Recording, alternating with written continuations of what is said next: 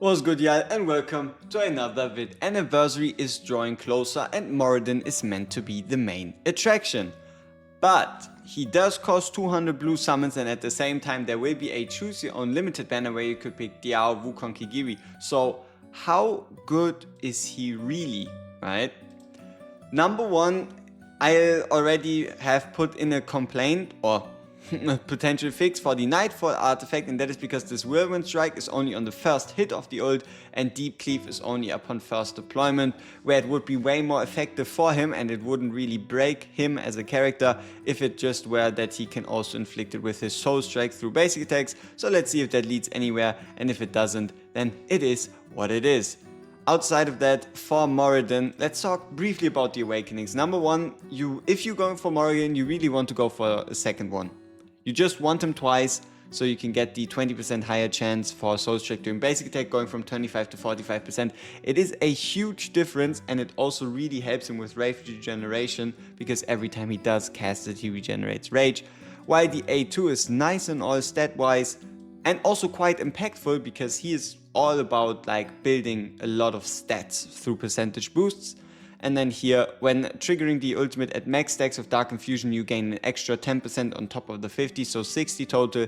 And if you are in your ultimate and not charging, you can also restore rage to nearby ally. So this one is a bit more of a niche-ish one. It does work really well if you don't have a hollow Eloin on the field, but outside of that, it's not as important. And this 10% boost just isn't super big. So the premier awakening is A1, the A3 is whatever, the A4 could be nice with the penetration, and the A5 you don't need it at all, so you can focus your resources on, let's say, Kigiri, Wukong and the like. So yeah, that is Moriden. Now let's quickly go through his kit and then let's actually jump into content. So right here you have him at 210 range, which is pretty much standard at this point.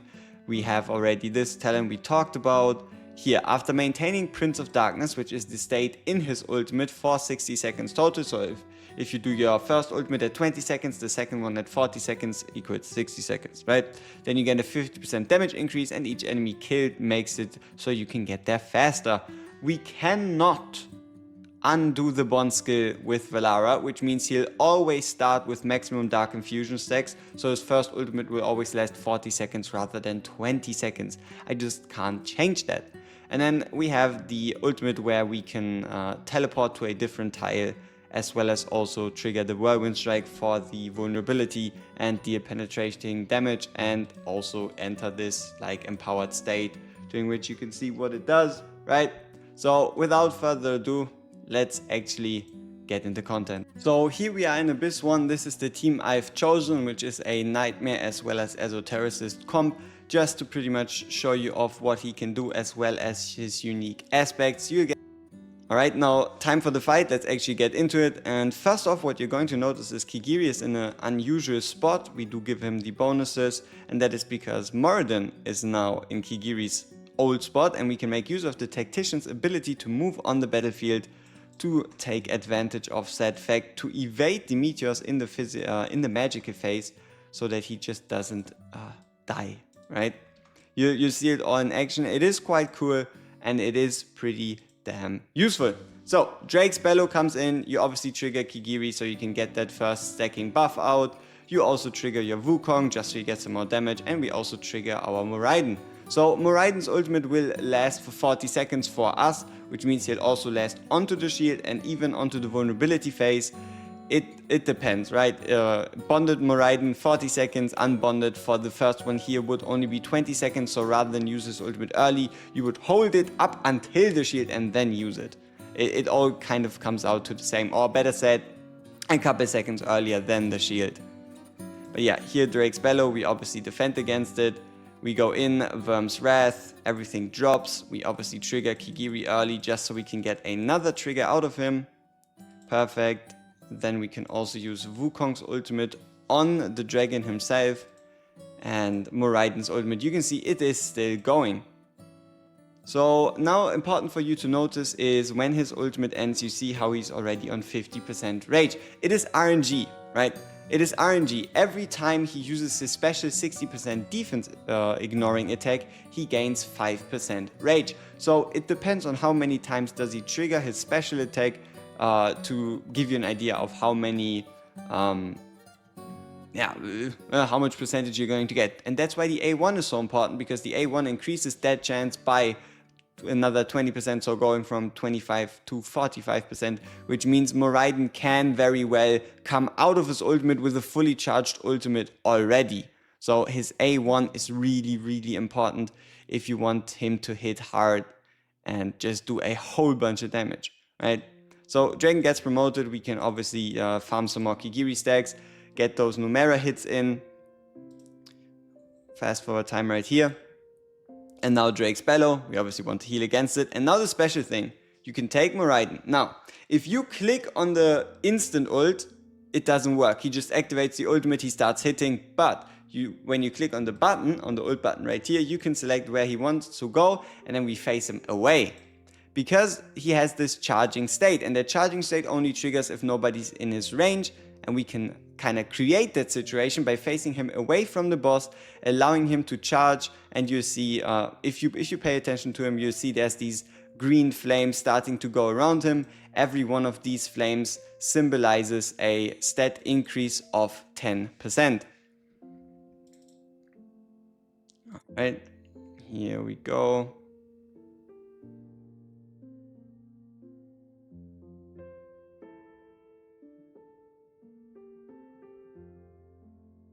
So you see these flames going around him. Now there's 5 of them, which means he is fully stacked.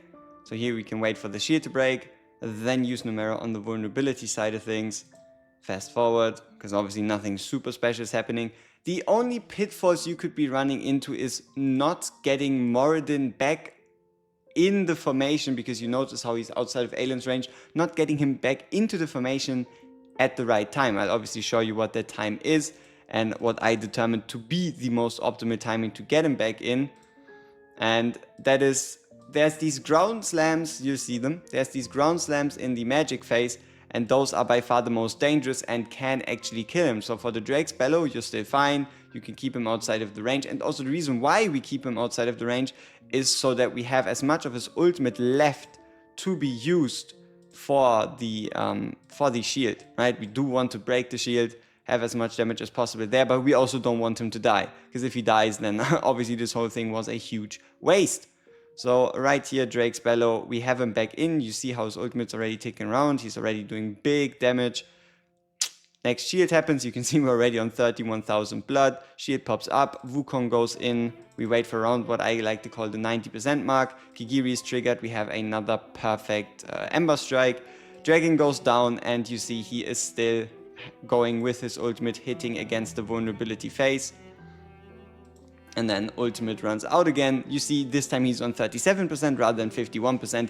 It is RNG at the end of the day, but no matter how bad your RNG, he will be ready when he needs to, and that is by far the most important.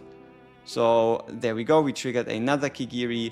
Now we're just going to obviously make sure we keep our Aelin nice and healthy, continue this whole thing forward. And then we have the Seismic Slam.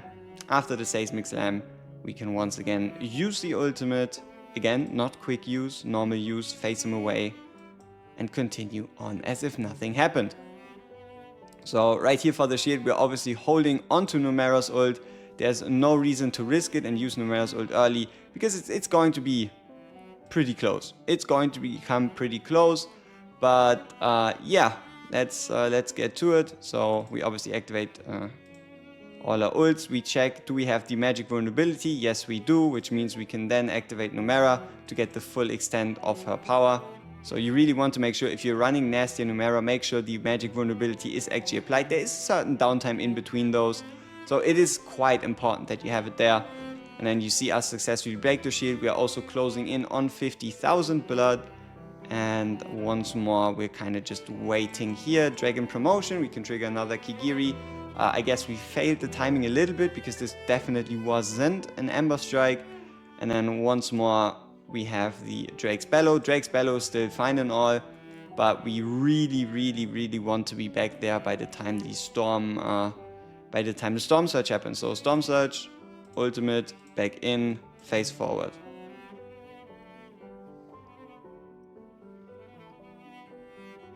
Drake's Bellow, nice, everything else successful, every ult is ready. I think we are about as prepared as we could be to take on the shield. So yeah, this is kind of my issue. You see how the vulnerabilities are going to run out before the shield even starts, and you kind of, it's a bit unsafe to keep him outside and only activate his ultimate later. So yeah, and also he does lose a big DPS window because it won't be 40 seconds from when the shield starts to when everything else matters anyway. So let's see how we can do. The hope is obviously we can break the shield, but there's always some RNG to that, unfortunately. So as you see, we aren't going to quite make it. We might make it with the A1. We can also try the same thing with the same tactics, but you see we got close, but we did fail the shield. So let's have a look at statistics so you can actually see what Moriden can really do and how important he should be for you, right? So we are at 56,000 blood. We would obviously break 60 if we do break the shield.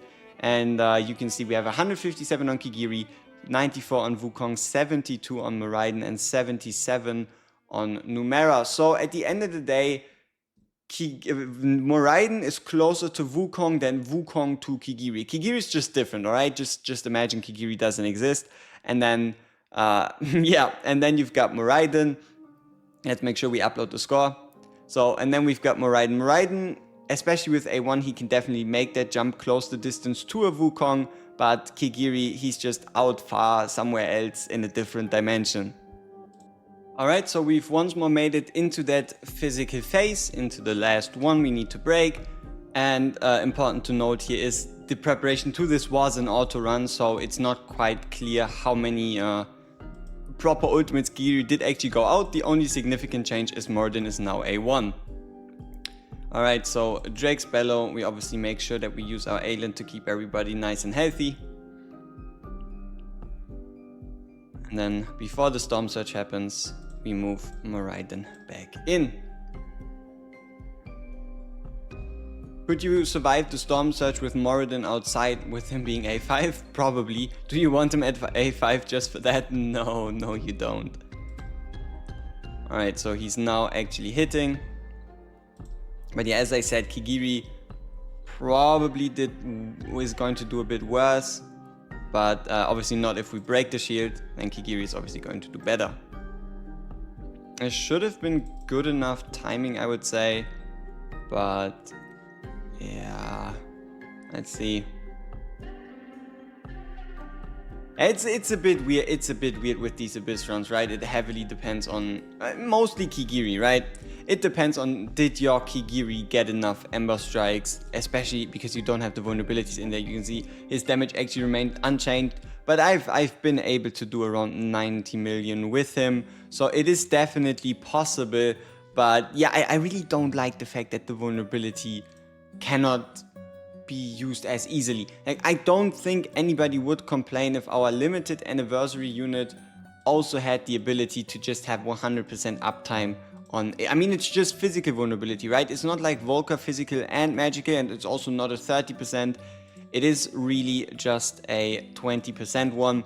So yeah, not a great, it is double vulnerabilities. Okay, it is double vulnerabilities, but yeah, I don't like the fact that it's only on the first hit of ult, and also only on first deployment, and also it's 15 seconds and his ult duration is 20 seconds. So some things they just don't kind of match up, right? They just kind of don't match up. But yeah, on the other hand, where would he be good at if not Abyss, right? Where would he be good at? I mean, Merrick Sua is a no-brainer, right? You can just use him wherever you want. You can use him to one-shot bosses. You can use him to kill whatever you need. And outside of that, then I don't really see the gear raids as something where he's going to shine. But gear dungeons, he can definitely easily just, you can use him to kill one of the physical clones and then just swap him to the other lane and kill another physical clone. So gear dungeon 2, really good. Gear dungeon 1, probably not that useful. Any other gear raids, not that useful. He's probably going to be able to perform well in codexes just based on raw damage and defense ignore. Artifact material rate he's going to easily destroy. Alright, so I did promise it. So for the last part, let me show you all the gear we were using. Torador, full tanky gear. You can see the sets, notable artifact, max HP plus 20%. Kigiri, full on 4-stat perfect gear, pretty much around this direction, also with just a whole bunch of attack flat, as well as 1 piece of crit damage exclusive at 25. The same is true for Wukong, also perfect stats, 1 piece of crit damage, everything in attack, where Rage Regen on a Wukong might actually be more useful because you're going to be able to get a couple more ults out. We did use them in Infernal Raw. It doesn't quite seem to make a difference if you use them in Infernal Raw or Soulbound Arcana. Both tend to work. I tried out both. I didn't notice any like favoritism towards any of the towards any of those. Then we have a Wings of Grace Diao, pretty decent overall. Too much attack speed because we only keep her in the inspiration stance anyway. And then the same scheme for every single one of our poison units, which is full attack as well as also HP substats to make sure they don't actually die on us, so they all have around plus 100% HP. You can kind of see it there. And for Narissa, one of my worst-ish sets, you could say, because I was kind of trying to find more pieces. Don't have that many good ones, but we managed to make a Wings of Grace set. And also, instead of a Golden Scarab, you can absolutely and should absolutely be using a Tears Bomb instead to increase her healing output even more. And then lastly, Aelin. Those are the stats, and also a Tears Bomb. So yeah, hope you did enjoy this Moriden showcase, and as always, we see each other in the next one. Peace!